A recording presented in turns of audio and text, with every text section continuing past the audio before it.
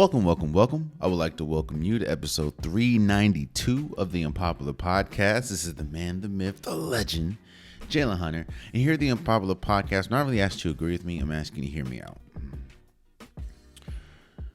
When we get to the national championship, right, there's always a lot of think pieces. There's how did this team get here? How did that team get here? Is this the right matchup? It's think pieces galore, and rightfully so. This is the Super Bowl of college football, you know. So obviously people are going to be highly invested. People are going to give their takes about who's going to win, who's not going to win, why they're going to win, why they're not going to win. And I think this episode is me throwing my opinion in the ring, because that's exactly what I'm going to do for this episode. And looking at both Michigan and Washington, it's so fascinating how different both of these teams look, but how similar the road was to get here. Nowadays, because I talked about this last episode as well, nowadays, when you hear words like the transfer portal, when you hear words like opting in, opting out, people coming back, people leaving to go to the draft, there's usually a negative connotation to the transfer portal. Let's just keep it on the transfer portal. There's usually a negative connotation to the transfer portal. When people say they're putting their name in the transfer portal, or X player went to here via transfer portal, there's usually negative connotations. But if you look at this Michigan team and you look at this Washington team, not only has the transfer portal been good to both teams, but the transfer portal and players returning have benefited both of these teams greatly. From Blake Corum to J.J. McCarthy to Michael Penix to Rome Odunze to Jalen Polk, all of these players, there was not all of them, but, you know, either hit the transfer portal or was projected to leave last year, but stayed this year. And we talk about players on both defenses. It's the same thing. Both defenses are riddled with transfer portal stars, or stars that should have left last year but came back for one last ride. Again, I think that this is going to be, you know how last episode I said that, or when I was predicting the Sugar Bowl, and I said that one of two things are going to happen. It's either going to be a shootout or it's going to be a defensive bout. I do not feel that way at all for the national championship, because I think both of these teams are equally built, just dominant in different ways. Let's talk about Michigan first. A lot of people are building this narrative that this team is destined, like it's destiny for Michigan, not only to be in the national championship, but to win the national championship. Seeing as how they lost to the incredible Georgia team that pretty much their entire team went to the NFL. Then the next year they lost to TCU, which ultimately got smacked in the national championship. They have been so close to the finish line. They just have not been able to get there. And when you talk about the sign stealing, when you talk about Jim Harbaugh, is he going to stay? Is he not going to stay? When you talk about the maturation for J.J. McCarthy, when you talk about the maturation of Blake Corum, everything, it's easy to build and paint the narrative that Michigan is quote unquote destined to be here. And I wouldn't be upset if you said that. What I will say is there's a lot of things that mold teams. There's a lot of different avenues that can get you to the same destination. And for Michigan, even though You can. I heard a lot of people talking about it during the Rose Bowl. A lot of people were in my comments when I was talking about last game. Signs. I don't think you understand how much of or how little of an advantage sign stealing is in football. Because everyone does it. If you don't do it, you're not trying to win. Now, just because Michigan they were trying to make them the poster child of it. And they did, I will admit that they did kind of go above and beyond in some areas, sending staff to different games which is above egregious. But I think sign stealing had so little of an effect because everyone does it. I'm not saying it did not have an effect, but it's not as big of an effect of people think that because Michigan was sign stealing is the reason why they're undefeated right now. That's not the case. They're undefeated because they built this team from the ground up, and it took years in the making. And now you're seeing the culmination of good coaching and good recruiting and players staying, players growing, players improving. This is you're seeing the maturation of a team. So Michigan got here the long route, man. A lot of and this is why I am such a fan of Jim Harbaugh. Yes, everywhere Jim Harbaugh's gone, he's seen success. Whether that was at Stanford with Andrew Luck, whether that was the 49ers getting to a Super Bowl with Colin Kaepernick.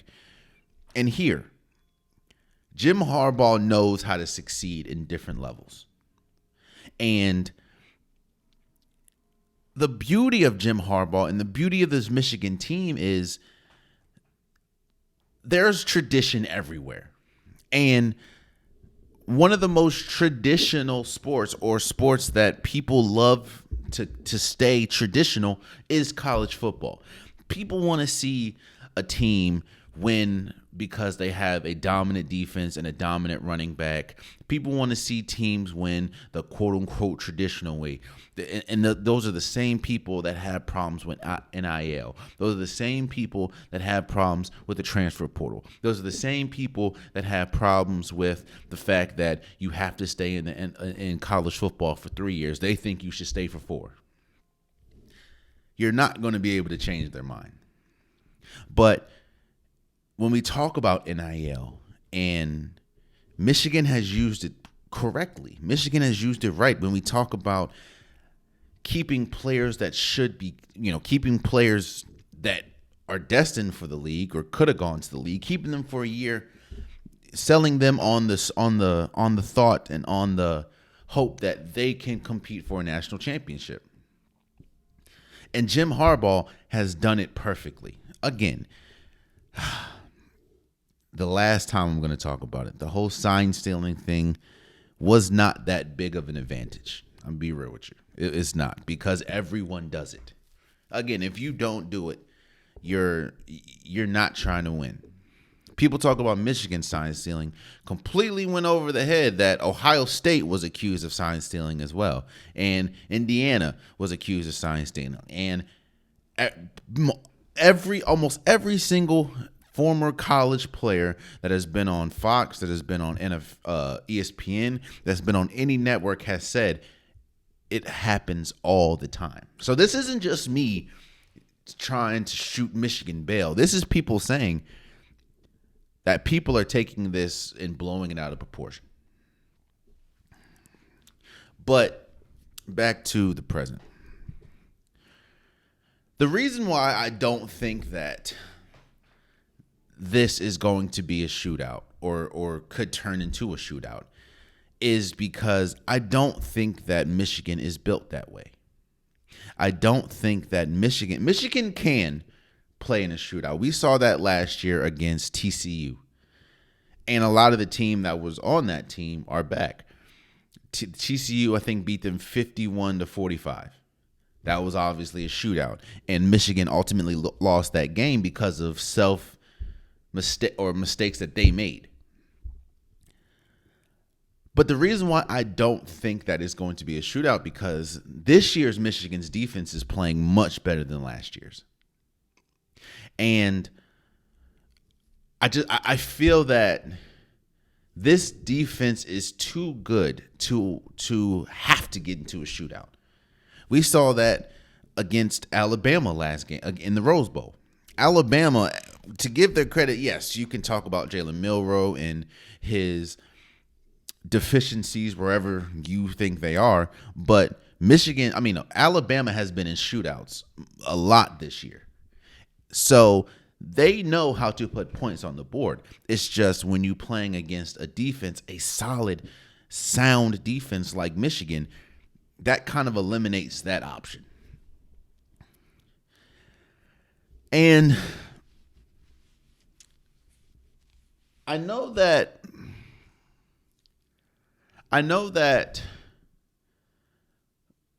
when this entire year, I will say this,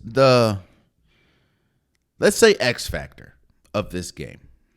I know a lot of people are saying the X factor is Blake Corum, because how Michigan likes to operate their offense, how Michigan likes to go about things. They like to have a smash mouth running game.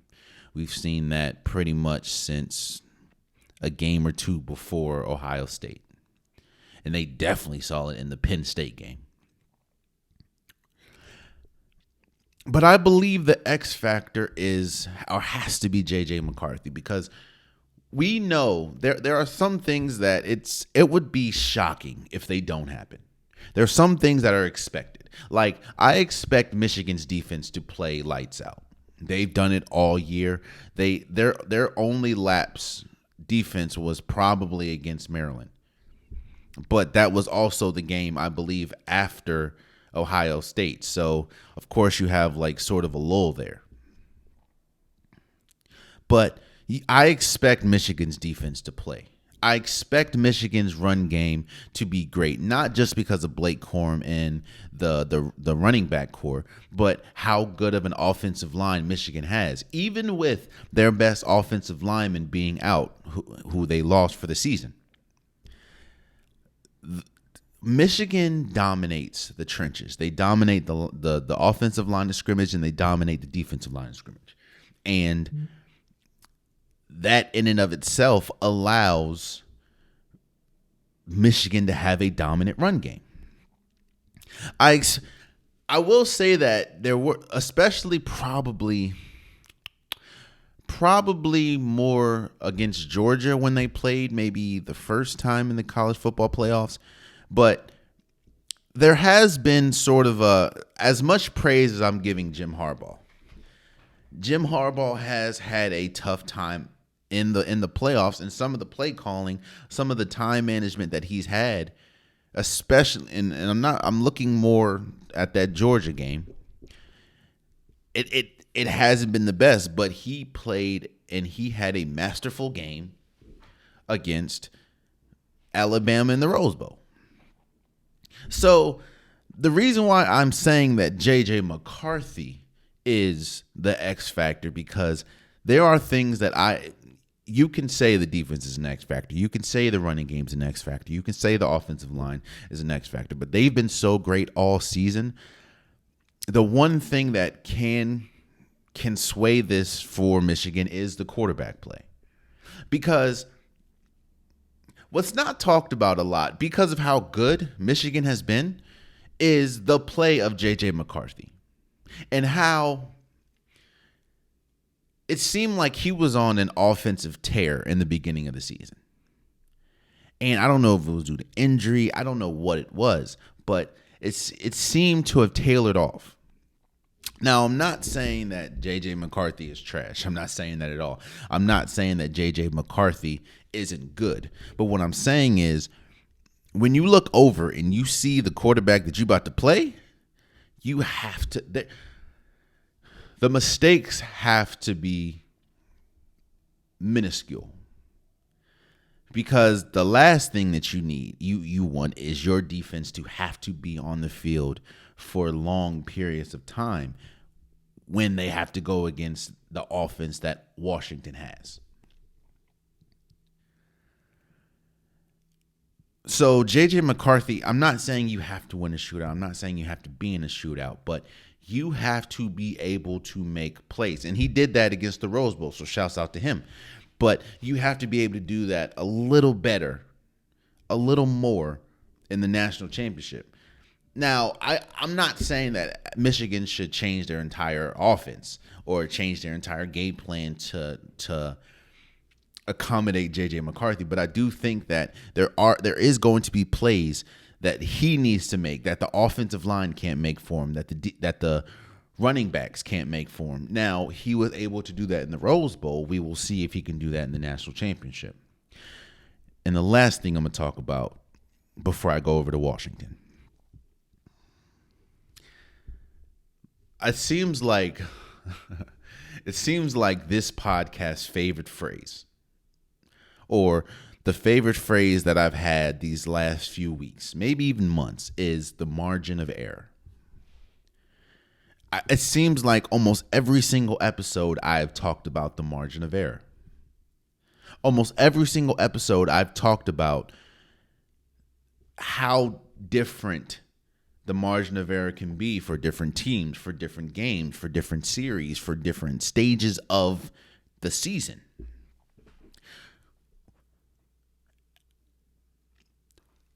The margin of error shrinks the closer you get to your goal, which obviously is a Super Bowl, an NBA championship, a national championship, a World Series. It gets smaller.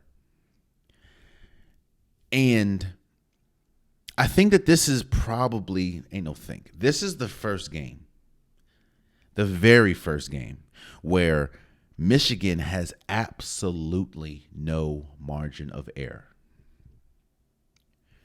Because you're playing against a team that obviously deserves to be in the national championship, but you're playing against a team that is built exactly like you, just in different areas. And those I'm going to chalk it up to just the Rose Bowl when I talk about the special teams blunders. Because the special team blunders for Michigan single-handedly not only kept Alabama in the game, but gave them confidence that they could win the game. Now, I also talk about habits. They didn't build the habits throughout the season, and they weren't good enough to flip the proverbial switch to ultimately win. But when you talk about missed PATs, when you talk about missed field goals, when you talk about muffed punts, that cannot happen in a national championship, because I promise you, the opportunities that Alabama was given and ultimately didn't capitalize, you ain't got to worry about that with Washington. They're going to capitalize every single time. And whether that's in points or that's in clock management, they will, if you keep giving them opportunities like you gave Alabama, it's not going to work. You're going to lose. If JJ McCarthy, he threw a possible interception the first pass of the game. You get down a score or two against Washington, it is incredibly difficult to come back because of how good they are at milking the clock and running the clock, and it's just going to be a long day if you make some mistakes for Michigan. Now let's talk about Washington. And I understand when you look at these teams, you think there is no, Jalen, what the hell are you talking about? You don't know what the hell you're talking about. There's no way you can watch college football because these teams are nothing like each other. These teams are nowhere close to each other. You are just doing this for clicks. Here's another guy that doesn't know what he's talking about. Here's another guy that makes a video that has no idea what they're talking about. I think that you can tell that I have been I've been in the comments for a while now.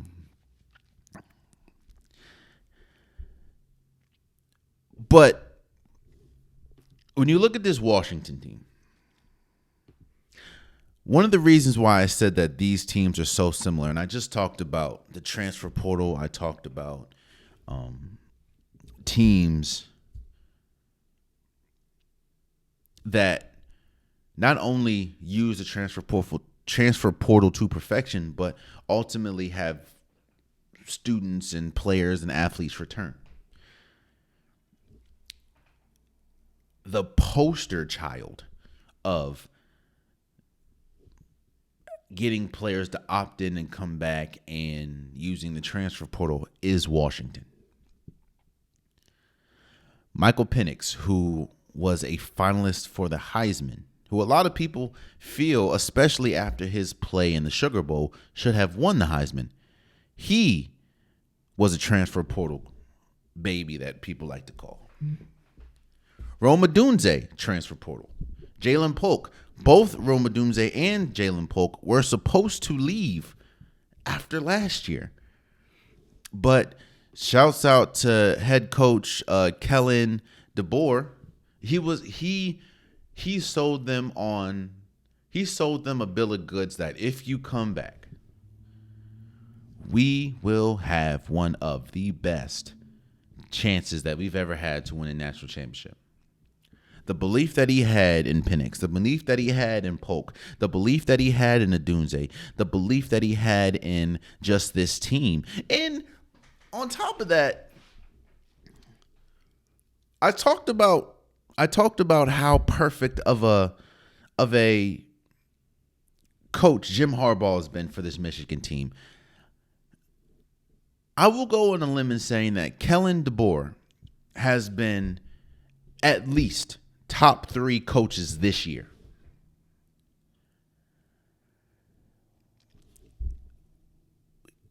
The fact that you not only have you won big games, I mean, you beat Oregon twice. You beat Texas in the Sugar Bowl. You're undefeated with your team having holes. The job that Kellen DeBoer is doing or has done these last 2 years, because he's only been coaching for the coach of this team, the Washington Huskies, for 2 seasons, has been incredible. And he's a big reason why Washington is here. But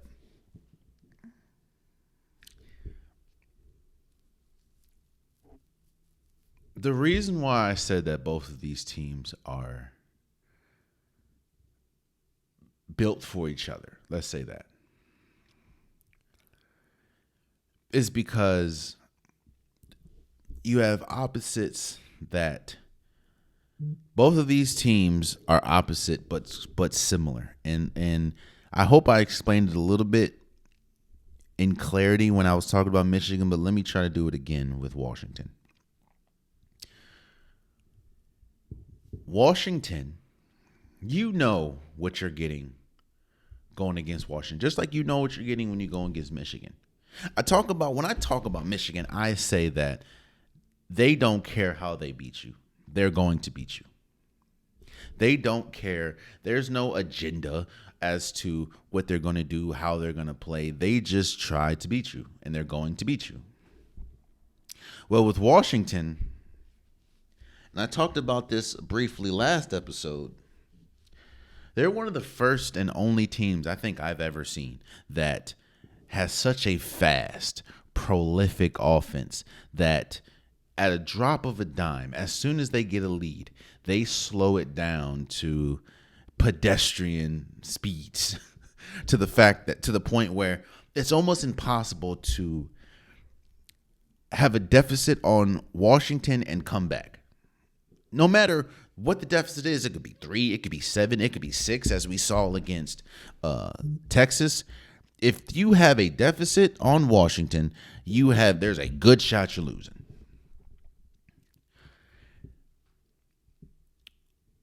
And that not only is because of great coaching, but it's just because of the personnel that they have. And when you have, that is tough to do. People don't that is tough to do. To have such a gear like offense. That's tough. But Washington,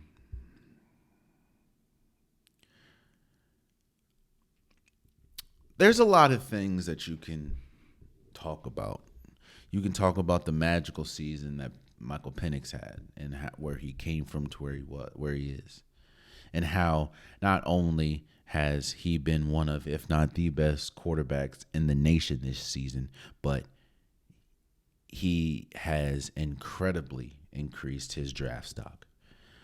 You can talk about the two, because I talk about those three a lot. The reason why is because it's very rare that you get three players or more of the skilled positions go into the league. And there is a good chance that all three of them not only are high draft picks, but are very productive in the league. We're going to talk. Remember that note. We're going to talk about that again in a second. But I will say the X factor for Washington is not Odunze, it's not Polk, it's not the run game, because I know the running back is dealing with a foot injury. He will be playing, though, that's what they say. It's not Penix, it's the offensive line. One thing that isn't talked about a lot when we talk about Washington is how dominant their offensive line has been. Their offensive line has been one of the best offensive lines in college football. Now, whoever wins the trenches wins this game. I know that's obvious to say, but you're going against a prolific defense, a fast, physical, aggressive defense in Michigan against a strong, sturdy, disciplined offensive line in Washington.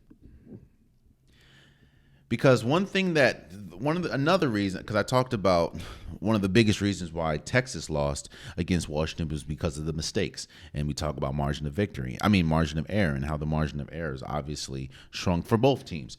But one thing that isn't talked about is they were unable to get to Michael Penix.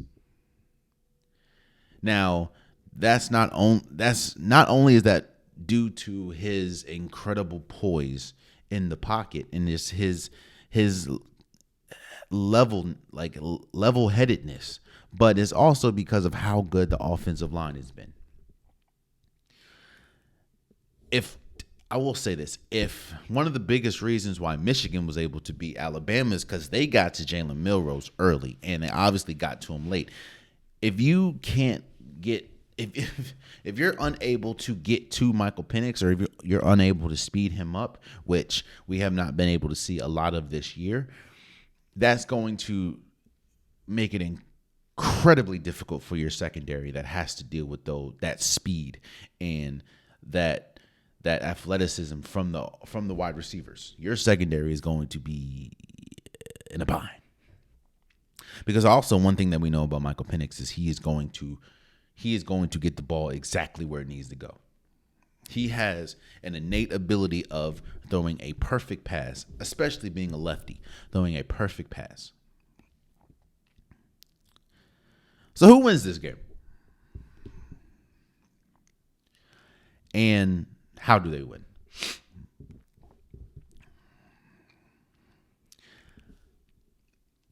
For the longest, or not for the longest, but for a while, I was having a tough time. I think I even tweeted this. I was having a tough time figuring out how Michigan is going to deal with the speed and just the talent of this Washington team. I didn't know how the hell they were going to do it, because they have not seen any team like this year. when we talk about yo, and that's something that we saw twice this year. And how do I explain this? The Pac-12, for what it was, has always been known to have fast offenses. When we talk about Washington, when we talk about Oregon, when we talk about Oregon State, they've always had USC. They've always had fast offenses. They've always had high octane offenses. What their issue was with their offense, they didn't really have a level of physicality. There was always a lack of physicality, and you saw once they went up against SEC teams and once they went up against physically dominant teams, they would get destroyed. They get blown out. They lose tremendously, and that's not something that's not something that you can afford here.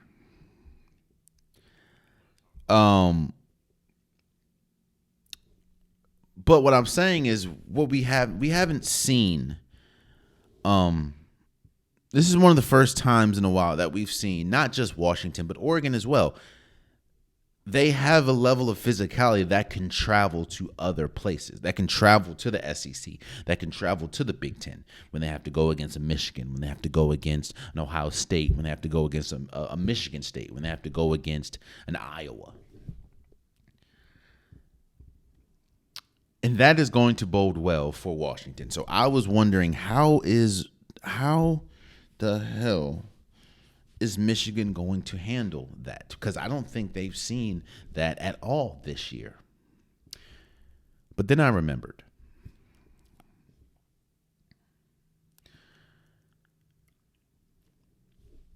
Michigan, one of Michigan's obvious points of the year. And one of the Michigan's goals every year is to beat Ohio State. That honestly, I think, is a bigger mission for them than winning the national championship, obviously because of the rivalry with Michigan and Ohio State and how deep that runs. And I'm reminded to what? Last year. Do you remember last year's team, the Ohio State team?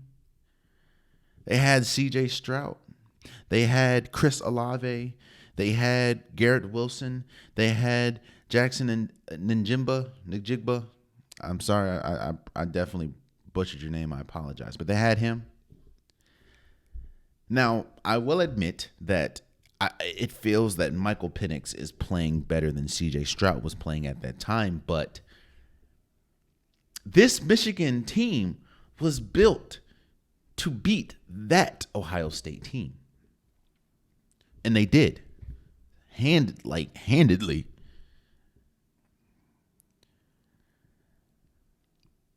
So while I don't think Michigan has seen this type of team this year, they have seen this type of team before, where they have an NFL level quarterback and a bevy of NFL level receivers.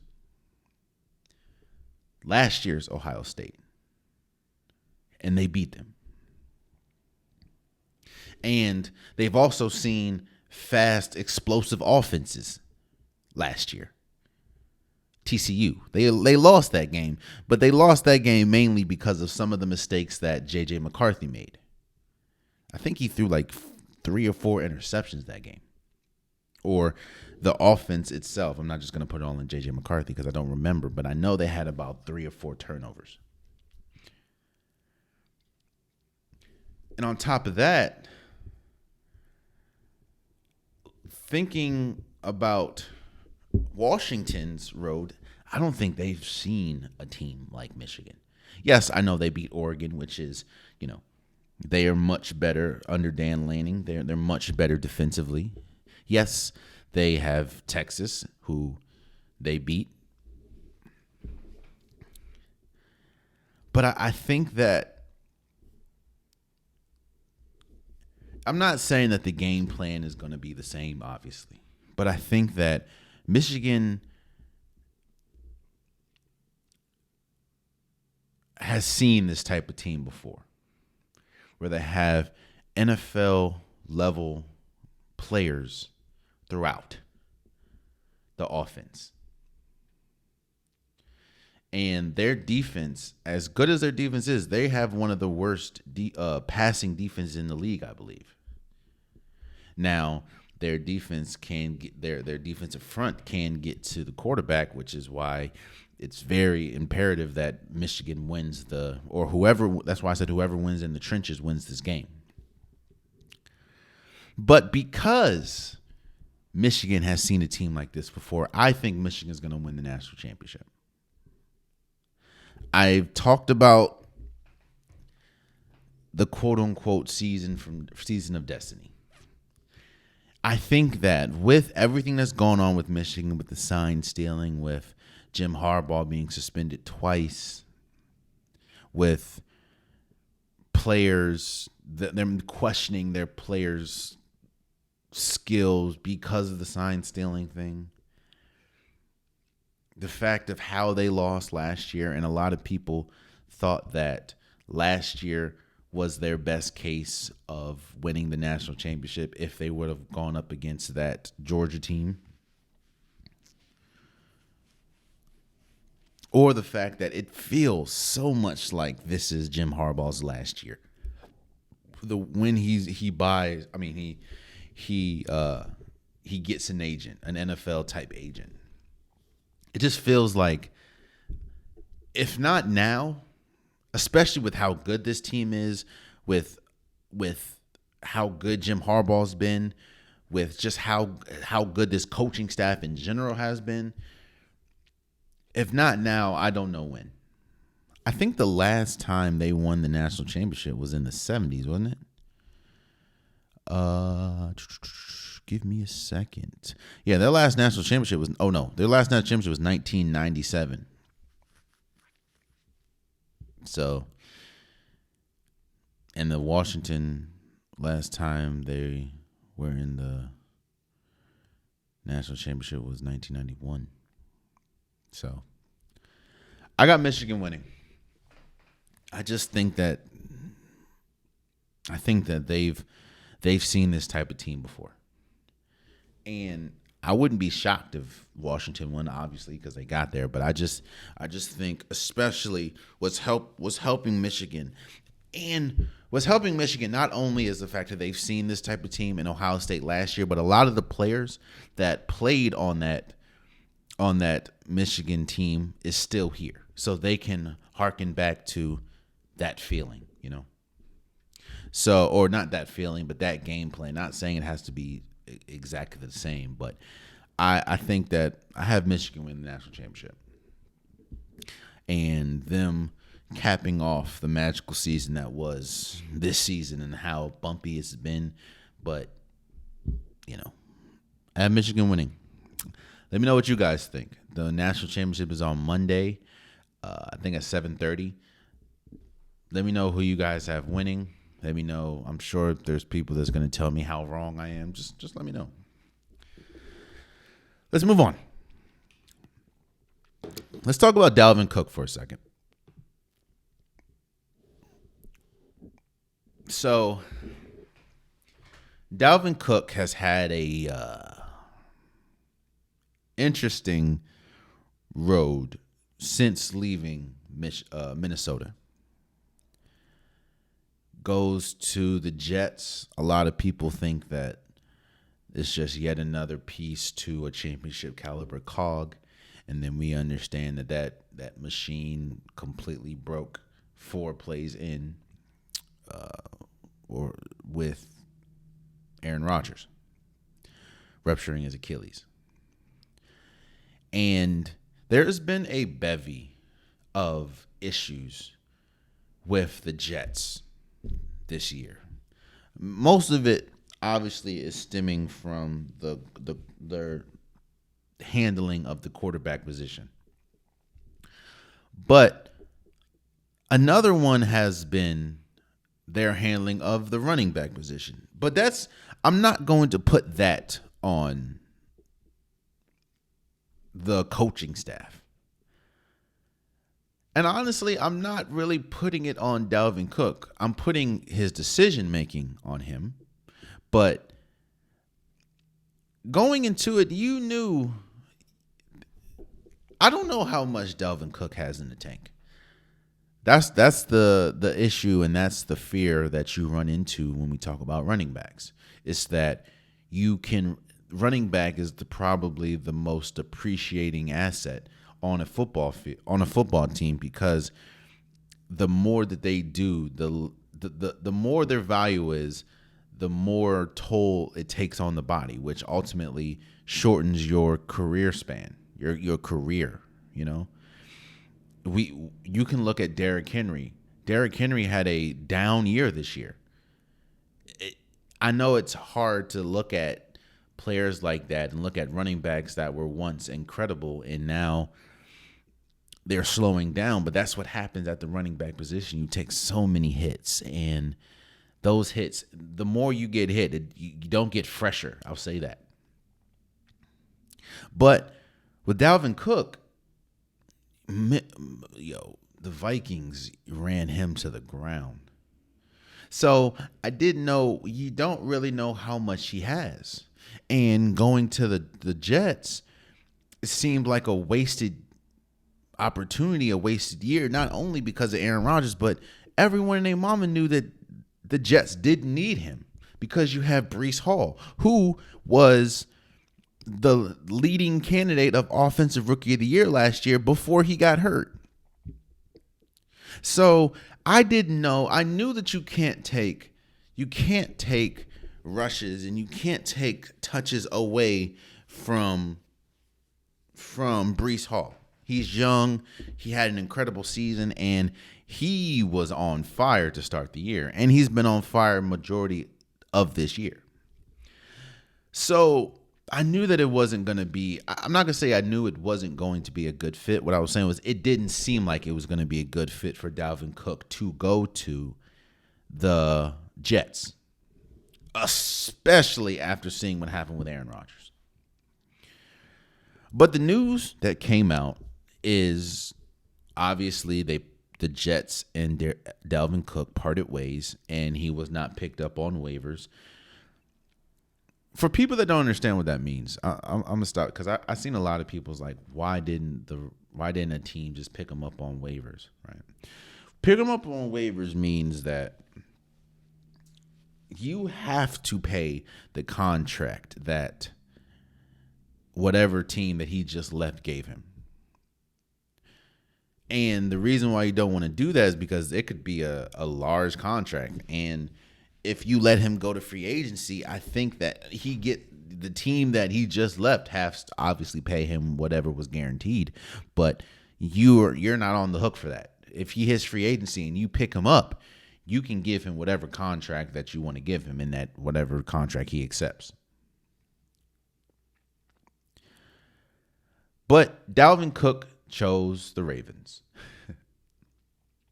And this feels so much like when Leonard Fournette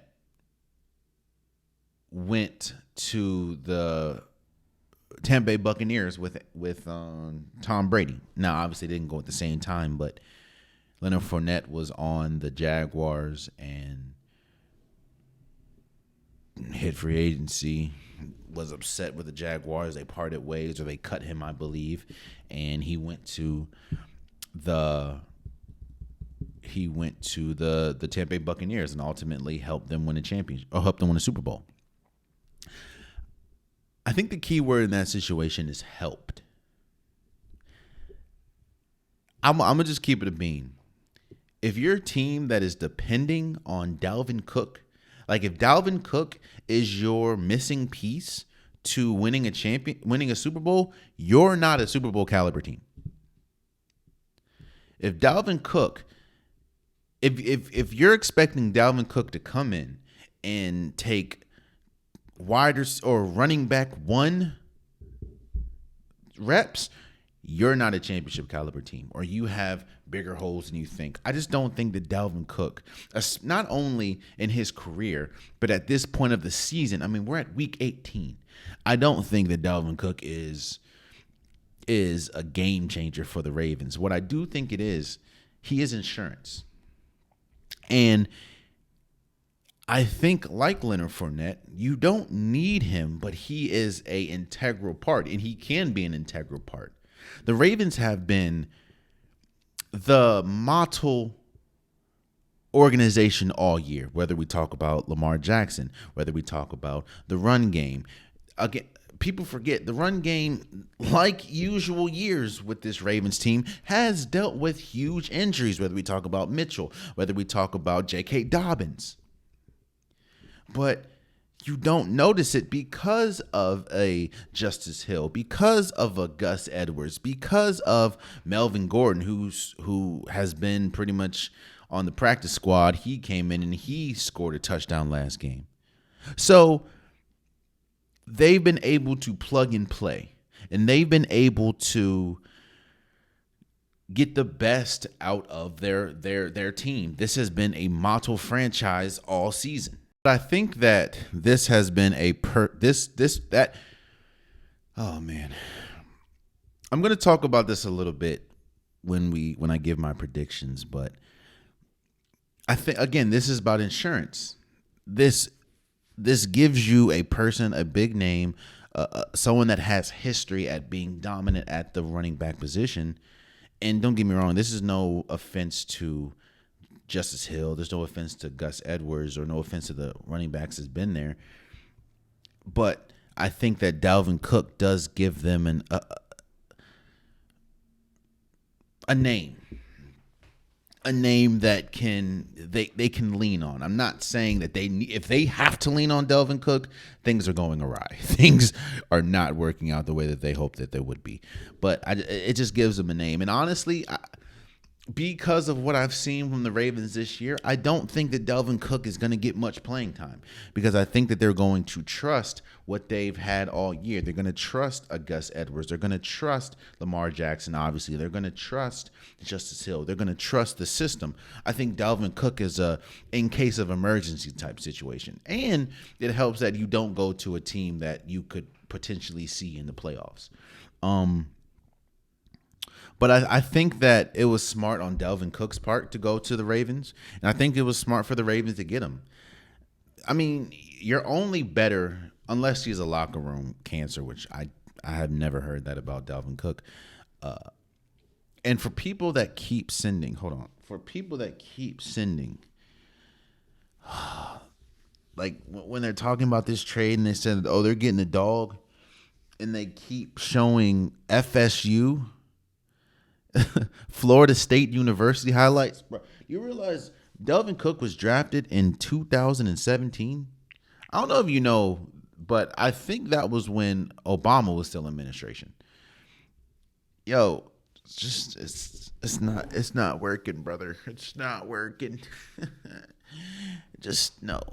But I will say that I do think it was perfect for Dalvin Cook. Again, he hasn't done much at all this year. He had 67 carries for 214 yards, which could be a blessing. It could be you're getting a more fresh Dalvin Cook. Of course, you're not getting a Dalvin Cook at his heights. I think those days are long gone.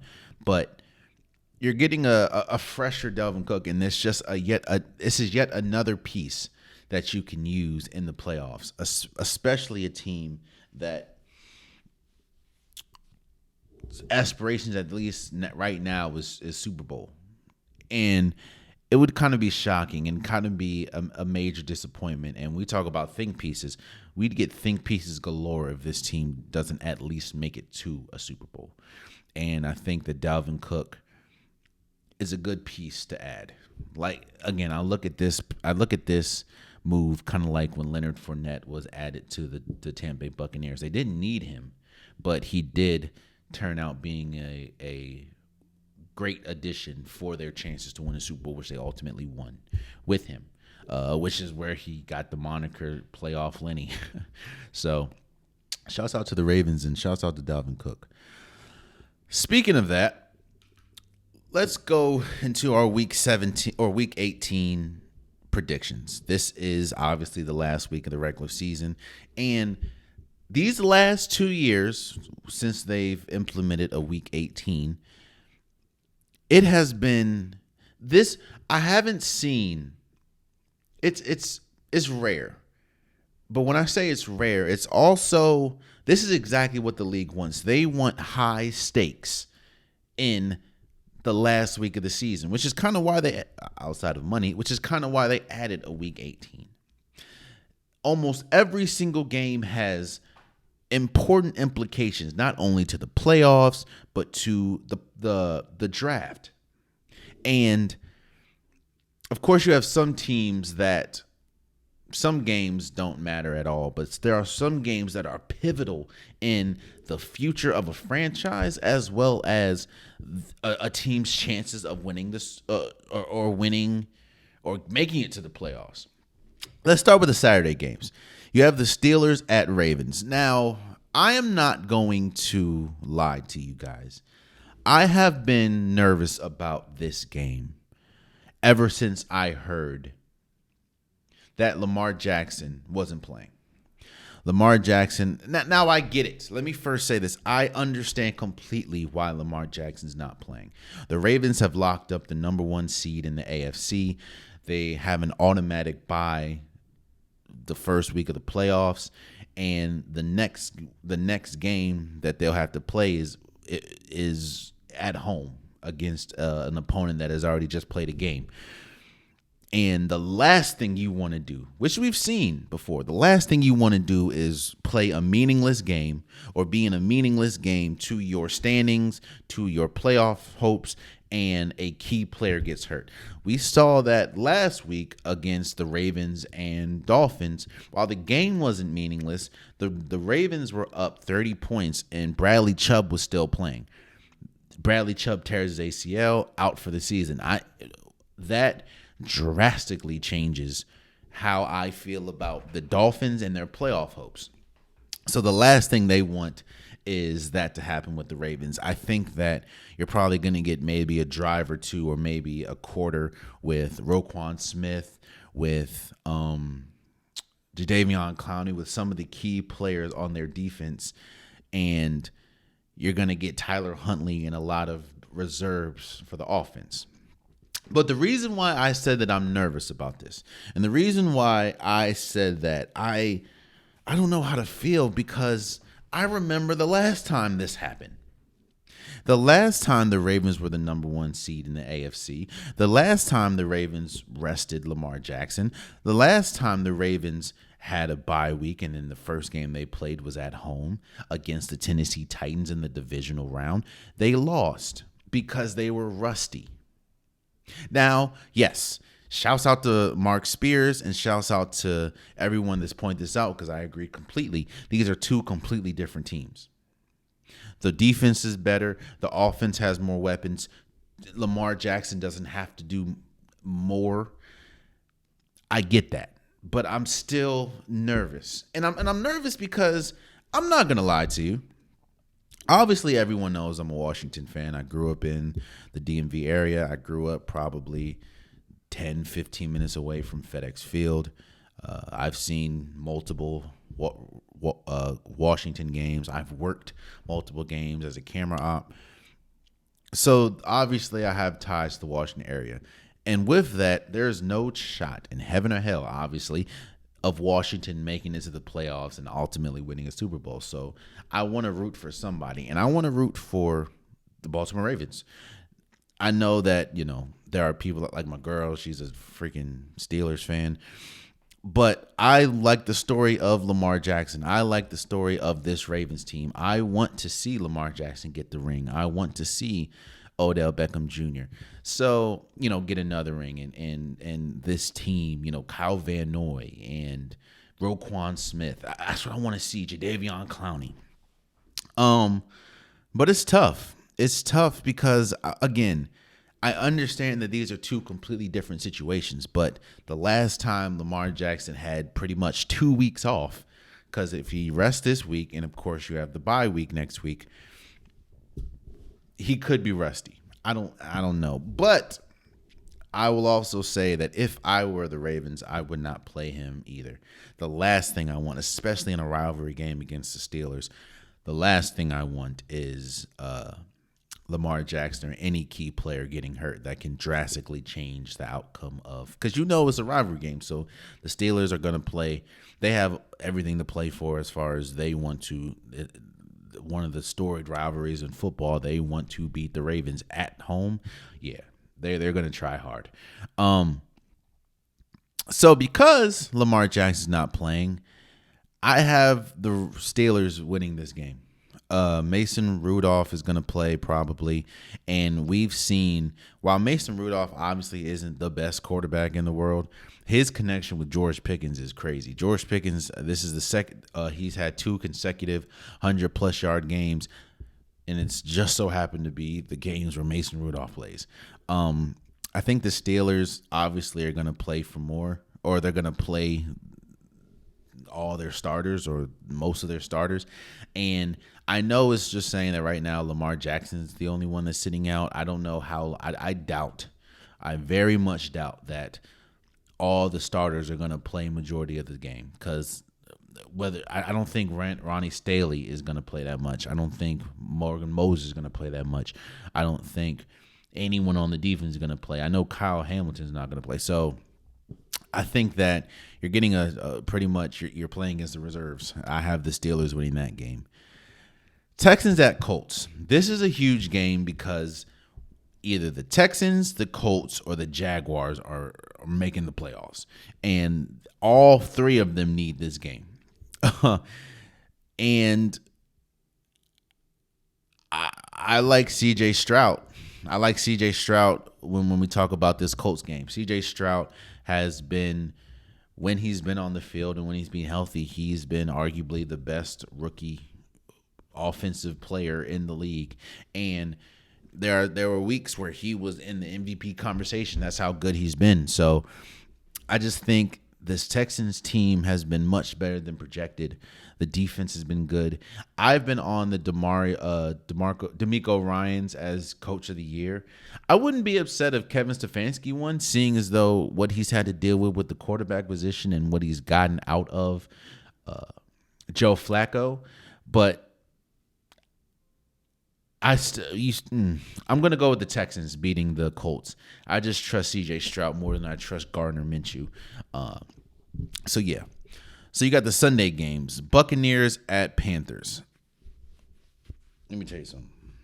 The Buccaneers need this game too, because if the Buccaneers lose this game and the Saints beat the Falcons, first of all, you do not want to give the Panthers their 3rd win of the season.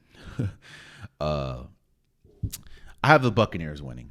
Damn, the Buccaneers and Baker Mayfield making the playoffs is crazy. But I have the Buccaneers winning because you're going against the Panthers. I understand that Baker Mayfield probably had his worst game of the season last year, but you're going against the Panthers. It's the Panthers. No offense to the Panthers, but all offense to the Panthers. It's the Panthers. I have Baker Mayfield winning that one. Browns at Bengals. The Browns have been incredible with Joe Flacco, and the Bengals, like we said last game, a water always finds its level. Jake Browning isn't that good. I have the Browns winning pretty handily, too, against the Bengals. Their defense is incredible. That is Cleveland, and Joe Flacco has been incredible since. He's so good. I think he should win comeback play of the year. I know that, let's stay here for a second. No, wait, you know what? I don't want to jump off that ledge yet. I feel how I feel, but I'm not going to jump off that ledge on this podcast just yet. I'm going to wait. I have the Browns beating the Bengals. Vikings at Lions. I have the Lions winning. The Lions are better in all facets of the game right now. And they're probably upset. I would still be upset and motivated after what happened last week against the Cowboys. And the Vikings, they don't really have much to play for. Nick Mullins is going to start, and they have had a roller coaster of a season. But right now. They're pretty much at the end of that roller coaster. They're at the boring part. So I have the Lions winning that one. Jets at Patriots. I don't know. I don't know, man. Both these, I got the Jets. The Jets should be better than the Patriots, but both these teams aren't that good. I know Trevor Simeon's going to probably start for the Jets, but on top of that, Bailey Zappi, who's thrown more pick sixes than touchdowns this season. Yeah, I got the Jets winning. There's not much to it. I do think it's very important that the Patriots do win. I don't think they will, but I think it's important that the Patriots do win because the last thing you want to do is go into the off season where, Robert Kraft is evaluating everything, is what he's been saying, and he's going to have a conversation with Bill Belichick. The last thing you want is to go into the off season with a loss to the Jets. So I have the Jets winning, though. Falcons at Saints.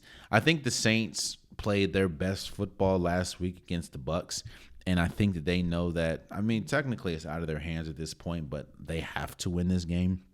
And the Falcons aren't that good with Taylor Heineke or with Desmond Ridder. And they obviously don't know how to use Bijan Robinson. It looks like Arthur Smith.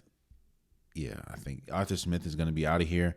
I have the Saints winning this game because they know that they have to win this game to make it to the playoffs. Obviously, the Bucs have to win or lose too, which I doubt that's going to happen. But I have the Saints winning this game. Jaguars at Titans again. This Jaguars game not only has major implications for the Jaguars' playoff hopes, but it has major implications for the Bills' playoff hopes.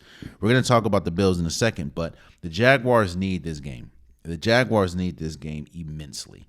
So I have the Jaguars beating the Titans. Again, C.J. Beathard played last game. Trevor Lawrence should be playing this game. Will Levis, whether it's Will Levis or Ryan Tannehill, the Jaguars should beat the Titans. So I have the Jags. Seahawks at Cardinals. I have the Seahawks winning. The Cardinals did have their best win of the season last week, obviously against the Eagles, but the Seahawks really don't got no shot making the playoffs. So I just think the Seahawks are going to win. The Seahawks are a better team, so I got the Seahawks. Bears at Packers. This is a sneaky big game for both ends of the spectrum. This is a sneaky big game for the Packers to ultimately try to make into the playoffs. There's also a big game for the Bears because, and not just for the Bears, I'm looking solely at Justin Fields. I put a video out about Justin Fields and how his play and how good he's been is putting a major question mark into the draft. It's affecting the Washington Commanders. It's affecting the Bears. What do the Bears do with that number one pick? The number one pick has already been solidified because they have the Panthers pick, and the Panthers have been terrible. I don't know. I understand because you're hearing reports saying that the team wants Justin Fields, but do you want to listen to the team or do you want to draft a player like a Caleb Williams who a lot of people think could be generational? I think that he's a generational, or he has the ability to be a generational talent. You just have to tap into it. I don't know. And I think that if Justin Fields continues to play as good as he's been playing, it's going to be very hard to justify letting him go to get somebody that's new, especially when you've established that you have not been good at developing quarterbacks. As we sit here today, who has been the best quarterback for the Bears in their lineage? I don't fucking know, but I do know that since the Bears' inception, they have not been really good. They have not been good at developing quarterbacks. They have not been good at getting key wide receivers. There's a problem when Justin Jefferson has more receiving yards than every Bears wide receiver in franchise history. This is the same Bears team that had Brandon Marshall and Alshon Jeffrey. Now I think about it, but I think the Bears play good. I think Justin Fields has a really good game, but I do think that the Packers are playing for their playoff lives. So I have the Packers winning. And you're in Lambeau. I have the Packers winning. Jordan Love has been playing better these last few weeks. He's been putting up meaningful stats because he's been putting up stats all season, but a lot of it was like garbage time minute stats. I think that the Packers are going to win this game. Chiefs at Chargers. Chargers are terrible. Just god awful terrible. So, and the Chiefs haven't been good either, but the Chiefs, I think, are hoping that this game can change their fortunes or turn it around, especially going into the playoffs. Because I also put a video about how inconsistent and how not too good, even though he did make a Pro Bowl, which we'll talk about in a second. But Travis Kelce hasn't been that good this year, or hasn't been as good as he should be. I think that they're hoping that this Chargers game can kind of steer the ship. I don't know if Patrick Mahomes is going to be playing, but we'll see. I have the Chargers winning, even if Patrick Mahomes doesn't play. Broncos at Raiders. I have the Raiders. Broncos suck. Yeah. Jarrett Stidham. Yeah.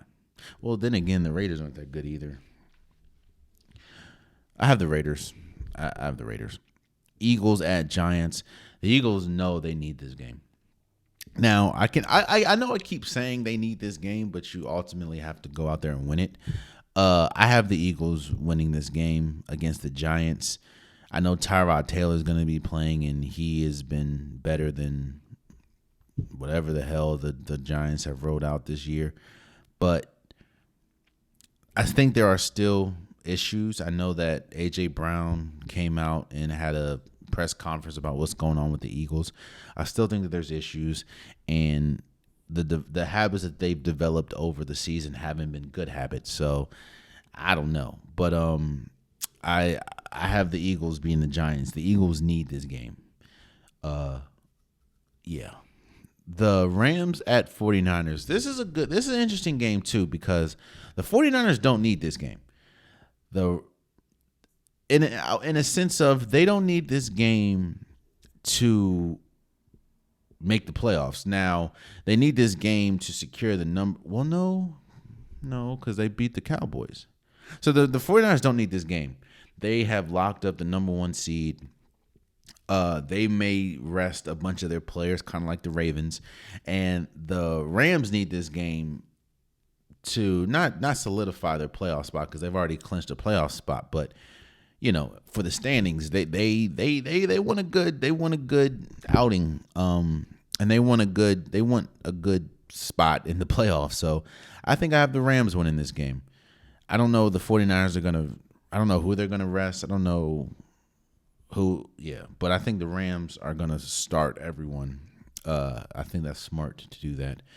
And Puka Nacua, I think, he needs 16 yards or something, or like 18 yards, like 40 yards or something to break, to set the rookie receiving yards for a season of all time. So, and also Travis Kelce, which I know he's not gonna rest because of this.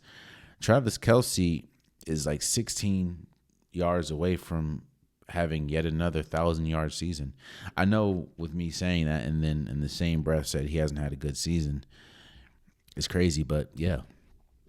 Shouts out to them. I have the Rams beating the 49ers.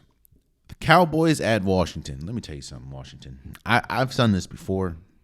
This is probably the first time in my, this is the first time in my entire life, both adult, kid, this is the first time in my entire life where I have ever uttered the phrase, I need you to lose to Dallas. The Commanders better lose to Dallas, or so help me God. And that just my luck, right? Because Ron Rivera, it's all signs are pointing to he's out of here. So why would he try to help Washington get draft capital? So if Ron Rivera gonna coach it, Ron Rivera might coach the best game he's ever coached in his life on Sunday, and that's gonna piss me off, bro. I swear to God, it's going to. And the Cowboys always lose this game. And the Cowboys need this game because if they win this game, I think they're number one in the AFC, which or AFC East, or NFC. I'm sorry, NFC East, which continues the trend of not having a repeat winner in the NFC East since like 2000 something. So the Cowboys need this game too, bruh. Washington, let me tell you something. If you blow the opportunity to possibly get someone like a Caleb Williams, oh boy, I have the Cowboys winning. I am a Cowboys fan on Sunday. Go Cowboys, go. I don't know what their phrase is, but boy, let me tell you something. Oh my God, if the Washington Commanders win this game, oh brother, in the last game, Sunday Night Football, you have the Bills and the Dolphins. Now, I talked about the Bills and the Dolphins game when I predicted the Jaguars and Titans because the Bills, think about this and think about how crazy this is that you're going into this game. If you win this game, you not only won your division, you're the second seed in the playoffs. Like in the AFC, you're the number 2 seed. Compared to if you lose this game and the Jaguars win this game, win their game against the Titans, which is a good shot that they're going to, you miss the playoffs. So the pendulum swings from 2 seed in the playoffs. There's no in between either. Like you can't go, all right, well, you lost and the Jaguars lost, but if the Titans lose, or if the Titans win, or Texans win, they're in the playoffs. Like, I think that's insane. That's insane. But for the Dolphins, you go from possibly winning the 2 seed to going to the 5th, 6th seed. Meaning your first game more than likely is going to be at Arrowhead. And we know how different the Chiefs are at home in the playoffs.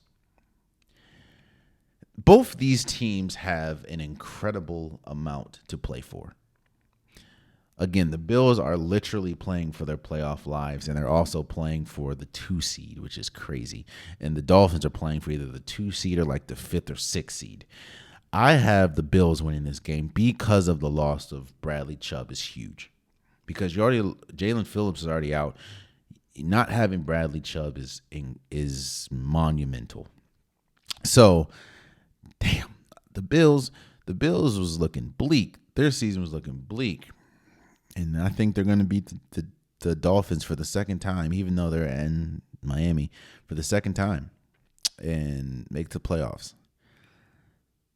Yeah. Those are my predictions. Lastly, before we go, actually, no. Next thing I want to talk about is the Pro Bowl. First of all, shouts out to everyone that was announced. The Pro Bowl rosters were announced, and there were some great names, obviously, like Lamar Jackson. There were people that you thought were going to make the playoff or Pro Bowl that obviously did, so shout out to them. And all the people that made the Pro Bowl, shout out to them. I am against the Pro Bowl. I'm not against the thought of the Pro Bowl, but I am against how they have marketed it, how they've changed it from the Pro Bowl to the Pro Bowl games. They need to figure. I don't understand why the Pro Bowl isn't at the end of the season or isn't in the middle of the season like the NBA All-Star, because that's technically, if you want a comparison or if you want like a comp, the Pro Bowl is obviously the All-Star game, All-Star weekend for the NBA, and how NBA does a fabulous job, even though the All-Star game and the festivities as far as the slam dunk contest and all that hasn't been great. You still know that the NBA makes it a point to market and makes it a point for the All-Star game to be a special event. And I think the NFL has fallen short on several occasions for several years now with the Pro Bowl, but I understand how important it is to these players and to the athletes. I mean, anytime we talk about a basketball player, NBA player in the Hall of Fame, chances we do talk about they were a 4-time All-Star, a 5-time All-Star, a 6-time All-Star, a 12-time All-Star. We do the same thing with the Pro Bowl. He was a 3-time Pro Bowler, a 4-time Pro Bowler. So I understand how important it is. I just wish that it was different. You know, I wish that they put more into it. I wish it was in the middle of the season. I don't know how they do that, but I just wish it was in the middle of the season so you can focus on it. Maybe it gives teams and players that aren't in it, obviously, a break. You know, like a unified bye week for players that aren't involved in the Pro Bowl. I don't know. I don't know how to make it, but I just think it needs to be better. But I do want to shout out all the players that did make the Pro Bowl. And as unfortunate it is, shouts out to all the players that didn't make it, man. There was a lot of players like Amon St. Brown who was upset that he didn't make it. Or I was kind of shocked that Josh Allen didn't make it, seeing as though how the numbers that he put up. There's a bunch of players. Mike Evans didn't make it. And Mike Evans had yet another 1,000-yard season, I believe. Yeah, it's crazy, but and I understand how important it is. So, you know, I know. And I'm also shocked that someone like Keenan Allen made it. And I like Keenan Allen, don't get me wrong, but, you know, I think there was a little more deserving wide receivers. And I'm not just singling out Keenan Allen. There's a bunch of players. Like, I was kind of shocked that, you know, that Tua made it over someone like Josh Allen. Or, like I said, who was the wide receivers that made it in the West? Or made it in the NFC. I was shocked that Amon St. Brown didn't make it. And A.J. Brown did. I think A.J. Brown has been the best player for the Eagles, or Eagles offensively. He's been the most consistent, but I am surprised that he made it over, you know, Amon St. Brown. But, hey, shouts out to all the people that didn't make it. I mean, shouts out to all the people that made it. So, now, last time before we go, we have the unpopular topic of the day. And I think this story and this report proves and shows how fractured, and not fractured, how weak, how do I say this? How quickly and how easily it could be to fracture a locker room. And how it doesn't even have to be players. It can just be situations. But a locker room can be, and it doesn't matter if it's a championship caliber locker room, as we've seen with the Golden State Warriors and Draymond Green. It doesn't have to be it can be a trash locker room like the Chicago Bulls was a couple years ago. So the report came out saying that there are multiple people that are upset with Darvin Ham and how Darvin Ham is losing the locker room and how it's pretty much expected that Darvin Ham is not going to make it out of this season. Which I also I think is fascinating how quickly basketball and sports works, because this is the same Darvin Ham and the same Lakers team that made it to the Western Conference Finals last season. After starting the season horribly, they were like 1-9, weren't they? But, and I will say this, it's not everything is one person's fault. Not everything is another person's fault. There is culpability that needs to be had. For instance, Darvin Ham, he has some. I don't know why he keeps changing the starting lineups. I don't know why he keeps putting out these bad rosters or these bad fives, these bad units. I don't get it. I don't understand why some players would get coach's decision do not play and some players do, and those players that do score 0 points in 25 minutes or score 4 points in 3 games. It doesn't make sense to me. And the fact of And it's been proven that Darvin Ham very rarely makes adjustments. Sports is a game of adjustments. How do you go into the locker room in halftime, and how do you come out? If you make no adjustments, you're going to lose majority of the games. And as we're seeing, the Lakers are struggling mightily. I mean, right now, they're 17-18 with LeBron James, with Anthony Davis, and quite as it kept, Anthony Davis is having one of his best offensive seasons as a Laker that he's had since winning a championship. So, in that sense, I get it. In that sense, Darvin Ham definitely. What are you doing, bro? You're not improving this team. You're not helping this team improve. On the other hand, what a shocker that a Lakers team that has the let me tell you that roster. A Lakers team that has, and I'm gonna just talk about the people that play. Max Christie, Anthony Davis, Rui Hachimura, Jackson Hayes, Jalen Hood, Shanif. No, I know I messed your name up, bro. I apologize. LeBron James, Maxwell Lewis, Taurean Prince, Austin Reeves, Cam Reddish, D'Angelo Russell, Justin Vanderbilt, or Jared Vanderbilt, I'm sorry, Gabe Vincent, and Christian Wood. You know what all of those have in common? They can't shoot the ball. Their best shooter is LeBron James, who is about to be 40. So what a shocker. I understand Gabe Vincent, he's hurt and he's pretty much turned into Kendrick Nunn. But who do you you think is about to be a reliable shooter? And on top of that, they're a big team, don't get me wrong, but they don't have offense. Austin Reeves, yes, I think he can get more minutes, and I don't know why you paid him all that money which is probably a Darvin Ham thing, to ride the bench as much as he does. But what the Taurean Prince and Cam Reddish the other night combined played 50 minutes. And you know what all three of us had in common? We scored the same amount of points. I don't know what to do, but that ain't all Darvin Ham, bro. This is roster construction. I said that when all the free agency was happening. I said the Lakers won the free agency because they got rid of the old and kept the good old and brought new. But what I did say is the thing that concerns me is they do not have any shooting still. So I don't know what ceiling you think you're finna have. For instance, look at the landscape of the Western Conference right now.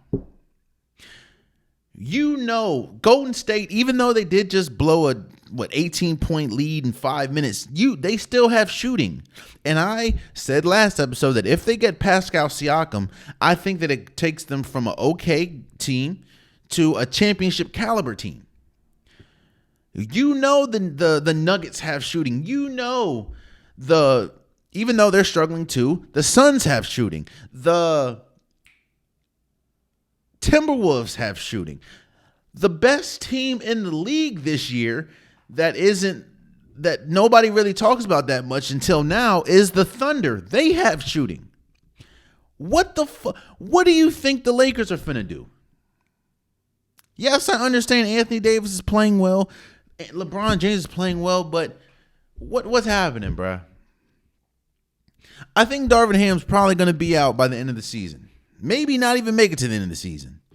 But what I do know is Darvin Ham does have issues, and those issues are fireable. The adjustments and the weird lineups that he keeps trotting out there and the starting five that keeps changing, that's on him. But what's not on him is this roster construction. And this roster is not constructed to win in 2024. That's all I'm saying. That's all I'm saying. And there you have it. That has been today's episode of the Unpopular Podcast. I truly, truly, truly appreciate you guys. If you want an Unpopular Podcast shirt, hoodie, sweater, long sleeve joggers, the link is in the description below. I have multiple different colors, multiple different designs. Get your Unpopular Podcast merch today. Also, please subscribe to the YouTube. I'm trying to reach as many followers as I can, and it definitely helps for the amount of, people that subscribe. And I appreciate everyone that subscribes. If you get to this point in the episode and you're not subscribed, like, what are we doing, bro? Like, what are we doing? Tell a friend to tell a friend to tell a friend. If they're not subscribed to this, subscribe. I'm trying to build a community, man. And obviously with community, you need more people. So also subscribe to the DSPs. If you do listen to DSPs, I understand that you have some people that only watch me on YouTube. You have some people that only listen to me on DSPs on the go. I truly appreciate all of you guys. No audience is bigger or better than the other. Subscribe to DSPs, whether that's Apple Podcasts, whether that's Spotify, whether that's Pandora, whether that's wherever you get your podcasts. Hell, some people listen to me on SoundCloud. I appreciate all of you guys. Please subscribe there. It means so much to me that you guys care enough to subscribe, if you do subscribe, and care enough to know to hear me talk, because I be talking a lot. Also, please follow the socials. Follow Instagram, follow TikTok. I post there pretty much daily. Those are if you really want to talk to me and connect with me, those are probably the fastest places. I say this all the time. I will continue to say this, so I'll say it now. Keep it respectful, and I don't mind responding. I don't mind you debating. I don't mind you having a different opinion. I don't mind you even changing my opinion. I love that. I love when somebody comes and they literally change my viewpoint, change my opinions on something. I'm open to that. Just I understand if you don't agree with what I say. Cool. I respect it. Just do not be disrespectful. That's it. I hope you guys have a great weekend. I will see you guys after the national championship and we'll talk about it again. And until next time, much love.